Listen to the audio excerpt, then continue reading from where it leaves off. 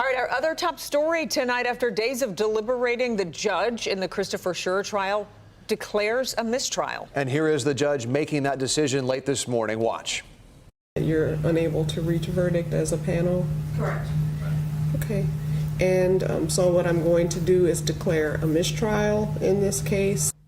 So what does that mean? Well, Schurr's future is now in limbo as we wait to see if charges are refiled. That's a possibility. Jacqueline Francis has anchored our streaming coverage of the trial since the start. Jacqueline, the jury said they were deadlocked pretty quickly. Yeah, the writing was on the wall pretty early on for this jury, and that's not uncommon for officer-involved cases like this one. It's a polarizing topic that had the jury saying there's just no way. First, I want to verify that that's true, that you're unable to reach a verdict as a panel? Correct. Okay. And so what I'm going to do is declare a mistrial in this case. And with that, former Grand Rapids police officer Christopher Schurr is headed home.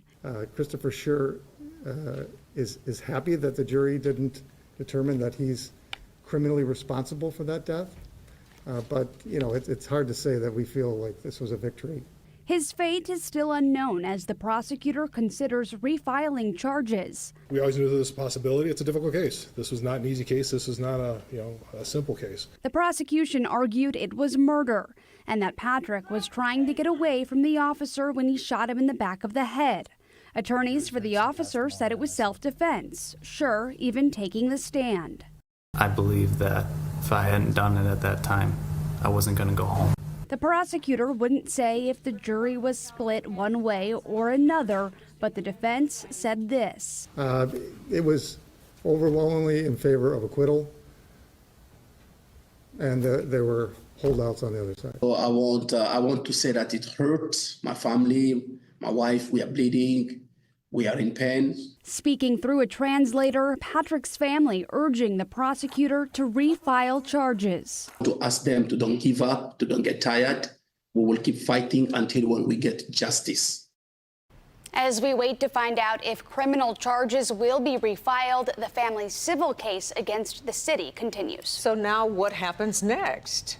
Well, he goes back to his life, at least for now. For the last 3 years, he's been home awaiting trial. He has a job. What that is, we don't know. But the attorney said it's up to him to decide what he does with his life next. He's been very private throughout this all. Sure. Yeah. Okay, Jacqueline, we appreciate it. Well, in light of today's verdict, we turned to our criminal justice expert, Darnell Blackburn, a former police officer himself, and he shared his thoughts on how cases like this can affect public perception of law enforcement in general.